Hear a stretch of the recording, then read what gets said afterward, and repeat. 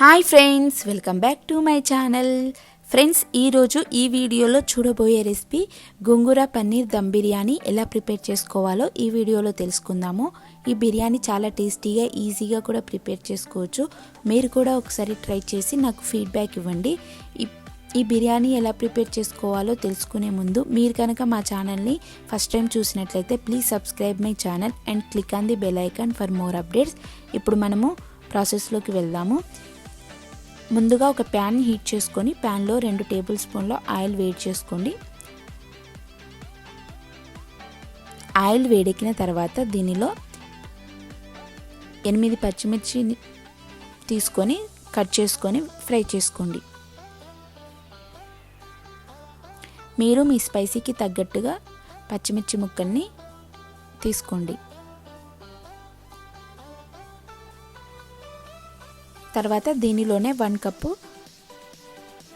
కొత్తిమీర ఆకులను కూడా వేసుకోండి.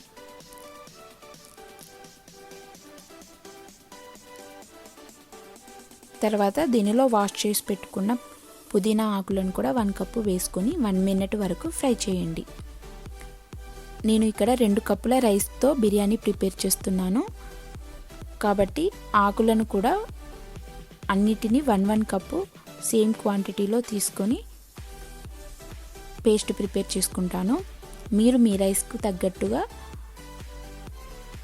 లీవ్స్ని యాడ్ చేసుకోండి. తర్వాత దీనిలోనే 1 కప్పు వాష్ చేసి పెట్టుకున్న గోంగూర ఆకులను కూడా వేసుకొని ఈ ఆకులన్నీ బాగా మగ్గే వరకు ఫ్రై చేసుకోండి. ఇలా మగ్గిన తర్వాత స్టవ్ ఆఫ్ చేసి చల్లారనిచ్చి మిక్సీ జార్లోకి వేసుకొని తగినన్ని వాటర్ వేసుకొని మెత్తని పేస్ట్ లాగా చేసుకొని పక్కన పెట్టుకోండి. తర్వాత వేరొక ప్యాన్లో 2 టేబుల్ స్పూన్ల ఆయిల్ వేడి చేసుకొని ఆయిల్ వేడెక్కిన తర్వాత దీనిలో ముందుగా కట్ చేసి పెట్టుకున్న పన్నీర్ ముక్కల్ని కూడా 1 కప్పు వేసుకొని గోల్డెన్ కలర్ వచ్చేంత వరకు అన్ని వైపులు తిప్పుకుంటూ బాగా ఫ్రై చేసుకోండి.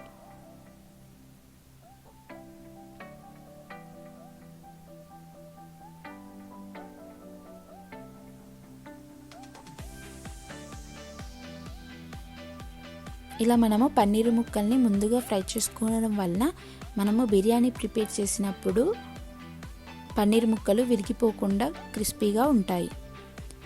ఇలా గోల్డెన్ కలర్ వచ్చిన తర్వాత తీసి ఒక ప్లేట్లోకి వేసుకోండి. తర్వాత అదే ప్యాన్లో 3 టేబుల్ స్పూన్ల నెయ్యి, 2 టేబుల్ స్పూన్ల ఆయిల్ వేసి వేడి చేసుకోండి. ఈ బిర్యానీ కోసం నెయ్యిని యూజ్ చేస్తే బిర్యానీ మనకు చాలా టేస్టీగా ఉంటుంది.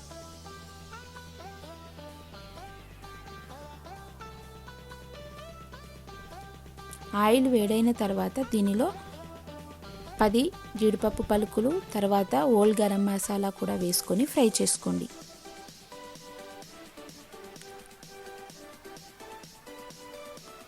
ఈ మసాలాలన్నీ 1 మినిట్ వరకు ఫ్రై అయిన తర్వాత దీనిలో సన్నగా చాప్ చేసి పెట్టుకున్న ఆనియన్స్ కూడా 1 కప్పు వేసుకొని ఫ్రై చేసుకోండి. మనకు ఆనియన్స్ ఎంత ఎక్కువగా ఉంటే మనకు బిర్యానీకి కూడా అంత గ్రేవీ ఎక్కువగా యాడ్ అవుతుంది. మీరు మీ క్వాంటిటీకి తగ్గట్టుగా ఆనియన్స్ని యాడ్ చేసుకోండి.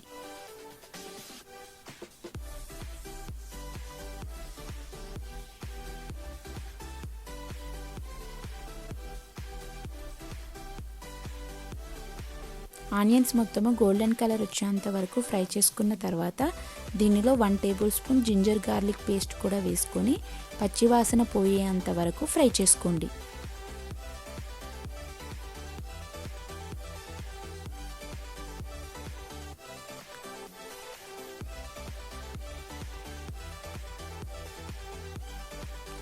జింజర్ గార్లిక్ పేస్ట్ బాగా ఫ్రై అయిన తర్వాత మనం ముందుగా ప్రిపేర్ చేసి పెట్టుకున్న గోంగూర పేస్ట్ని కూడా వేసుకొని పచ్చివాసన పోయేంత వరకు ఫ్రై చేసుకోండి.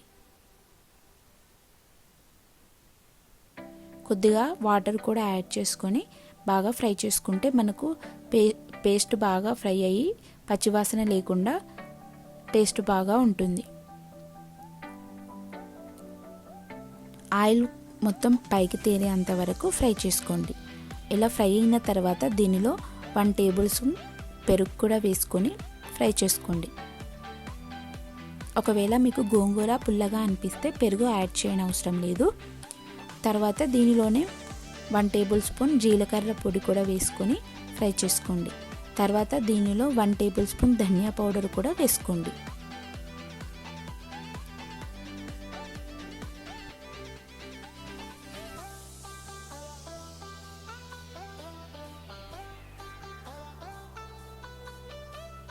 తర్వాత దీనిలో 1/2 టేబుల్ స్పూన్ చిల్లీ పౌడర్ కూడా వేసుకొని ఫ్రై చేసుకోండి.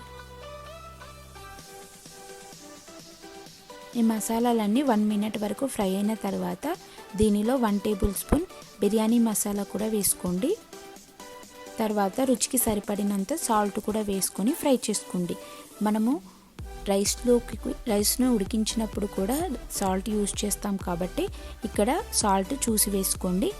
తర్వాత మనం ముందుగా ఫ్రై చేసి పెట్టుకున్న పన్నీర్ను కూడా వేసుకొని మరొక 2 నిమిషాలు ఫ్రై చేసుకొని పక్కన పెట్టుకోండి.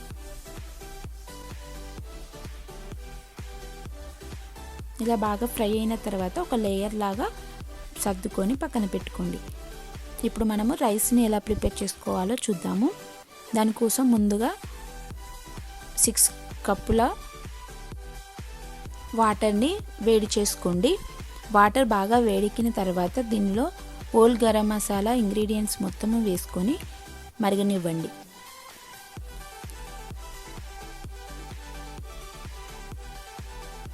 తర్వాత దీనిలోనే 1 టేబుల్ స్పూన్ నెయ్యి కూడా వేసుకోండి. ఇలా వాటర్లో నెయ్యి కానీ ఆయిల్ కానీ వేసుకుంటే మనకు రైస్ ఉడికినప్పుడు మనకు పుల్లలుగా బాగా ఉంటుంది. తర్వాత దీనిలోనే రైస్కు మాత్రమే సరిపడేంత సాల్ట్ కూడా వేసుకోండి. కర్రీలో కూడా సాల్ట్ ఉంటుంది కాబట్టి చూసి వేసుకోండి. తర్వాత దీనిలో 2 గ్రీన్ చిల్లీ, తర్వాత 1/2 tablespoon ginger garlic paste కూడా వేసుకొని వాటర్ని మొత్తము మరిగించండి. వాటర్ బాగా మరిగిన తర్వాత 1/2 అవర్ ముందుగా నానబెట్టి పెట్టుకున్న బాస్మతి రైస్ని కూడా వేసి ఉడికించుకోండి.